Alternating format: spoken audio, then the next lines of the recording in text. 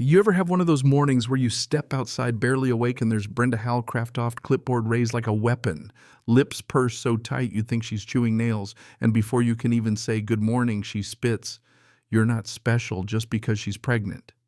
Yeah, that happened. That was the day I realized in the Magnolia Crest HOA rules weren't made to keep order. They were made to keep people like us in our place. And let me tell you, nothing gets your blood up like watching a tow truck crawl toward your driveway while your wife, 8 months pregnant and pale as a ghost from another dizzy spell, is sitting in the passenger seat, just trying to breathe. Let me back up a sec. Brenda, she's not the type to bend. She's the president self-appointed enforcer of Section 4C Parking Code subsection, "I'll do whatever I want." She saw Leah, my wife, slide into the car that morning because the OB nurse told her not to stand for too long, especially after we lost the last baby to complications. Every step, every meal, every second for Leah has been planned out since just trying to hold on. And now Brenda's got her eyes on our sedan like it's a war crime, barking orders at the tow driver, rules are rules. Never mind that I just picked up Leah's prescription. Never mind she's clearly struggling. Never mind any human decency. So I step between the bumper and the tow truck, adrenaline shaking my hands, and say, "Touch that car and you'll be violating State Easement Protection Section 444941 Georgia Code.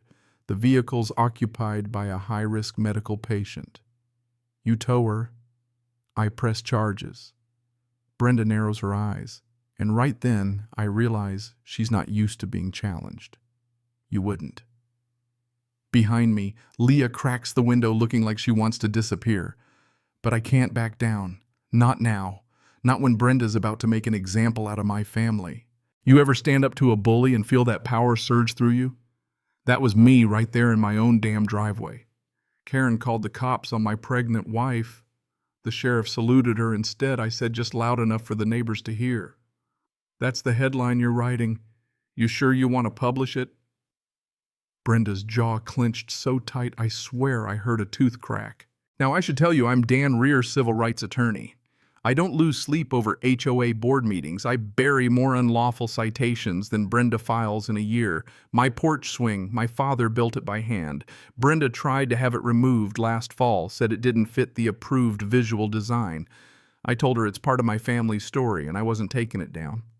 And my wife, she didn't survive 2 tours in a combat hospital just to come home and get bullied by someone with a $3 clipboard. Leah's been through hell to carry this child.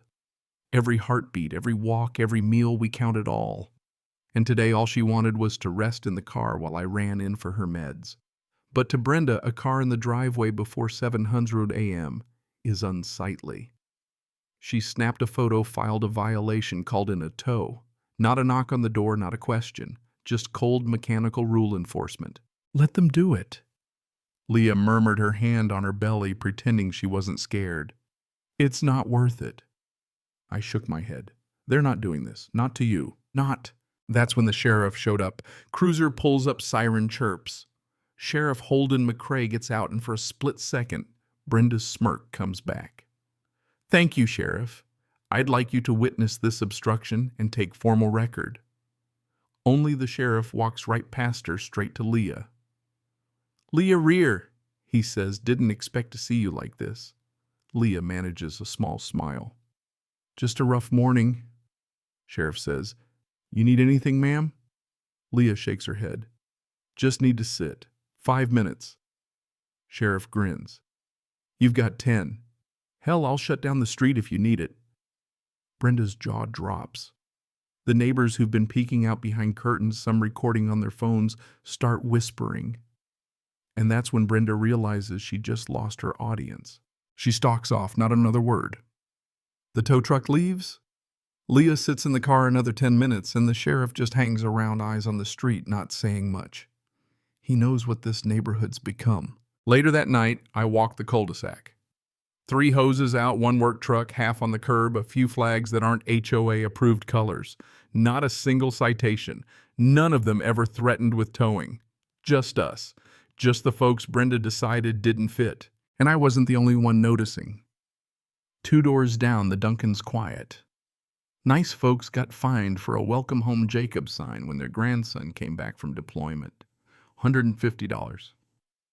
Last fall, Amy, a single mom, got written up 3 times in 2 weeks, her son's skateboard by the garage groceries on the porch, and a paper bat for Halloween. Not random.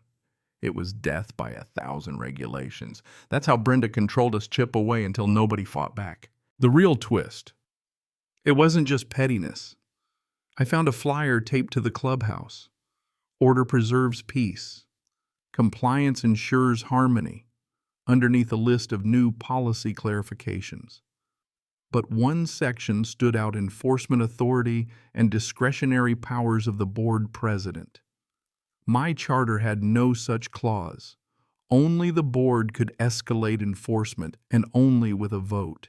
If Brenda rewrote parts of the charter without a proper vote, that wasn't just misconduct, it was illegal. And I had the receipts, no signatures, no timestamps, just Brenda's handwriting in the margins.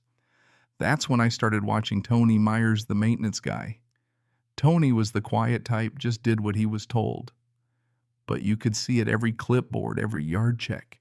He looked more miserable, like he knew the ship was sinking but didn't want to jump first. 2 days after the tow truck incident, Tony shows up with his tape measure and clipboard. Doesn't even park out front, just leaves the cart halfway down the block. I'm sitting on my father's swing, watching him pretend to care about the color of our mulch. Looking for something specific, I call out. He flinches, mumbles. Routine compliance review. You looking for violations or inventing new ones today? No answer. Just a twitch of shame, eyes glued to the ground. Finally, he looks at me and says, "You know she's pregnant, right? I just record what I'm told." I tell him, "That's not entirely true. You choose what goes on that clipboard." He swallows. "You think I like this?" I say, "No, I think you got stuck. Now you're hoping no one notices." He stands there a minute, then mutters, "They're revoting on charter provisions this month. Brenda's cleaning the books. Retroactive ratification."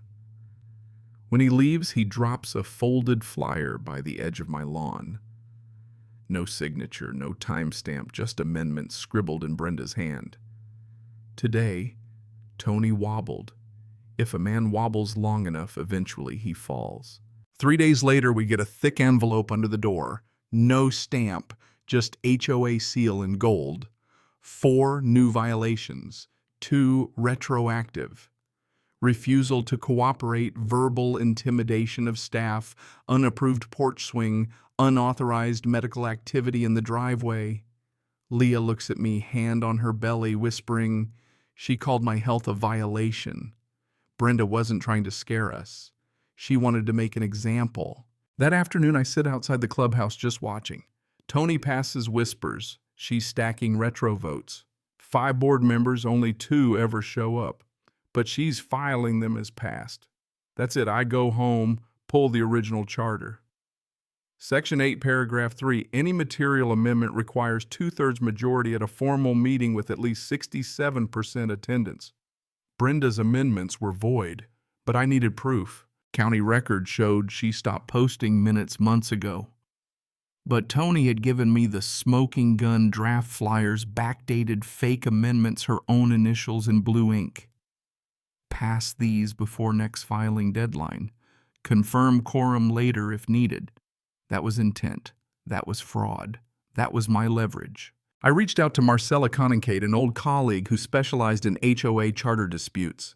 One look at my files and she's shaking her head. This flyer's a problem. Official branding, no legal process. She's impersonating structural authority. We draft a cease and desist, cite every procedural failure. I go home, hang a banner on my porch swing, built by hand, defended by law. Visible but not permanent, just enough to poke the bear. Sure enough, Brenda sends Tony out with a new flyer, discretionary aesthetic interference, she calls it. Pure fiction, backdated and fake. I scan it, add it to the complaint. That night I seal the cease and desist, drop it in the HOA mailbox myself. Next morning, silence. By afternoon, the HOA portal's maintenance, the amendments page gone. Brenda's scrubbing, trying to erase her tracks. Then Tony knocks on my porch cap in hand, eyes hollow. She told us to lie, he says. Print fake minutes. Watch the families who push back. He gives me a flash drive backup of everything, emails, drafts, calendar files, Leah's name fourth on the list. What made you flip, I ask. He says Brenda started harassing the Gonzaleses because their 17-year-old daughter parked too close to a crosswalk. She laughed, Tony says. That was it for him. The real battle. Thursday night, Brenda calls a secret ratification meeting. I spread the word, post a timeline on the residents' forum slip flyers under doors. The neighborhood catches fire, people asking, "Wait, what vote? I never saw a ballot." By sunset, 17 households agree to show up. That's more than half our block. Clubhouse fills retirees, tired parents, even folks who never showed up before. Brenda walks in face pale, clutching her clipboard like a lifeline. Tries to shut down discussion, but the room's awake now. I cite the statute, demand a vote. Hands go up, voices rise, and Brenda can't stop it. I plug in the projector, slide after slide of her fraud, her own handwriting, fake amendments, Tony's backup files. Silence breaks. My name's on that list too, someone calls. Another stands up. She got fined for pavers approved years ago. Brenda tries to leave, but Marcella stands, advises her not to destroy or alter records. Brenda just walks out. No words, no power left. For a moment, nobody breathes. Then Mrs. Duncan, fined for her grandson's welcome sign, asks, "So what happens now?" I tell her, "Now we breathe." A chuckle runs through the room, real and tired.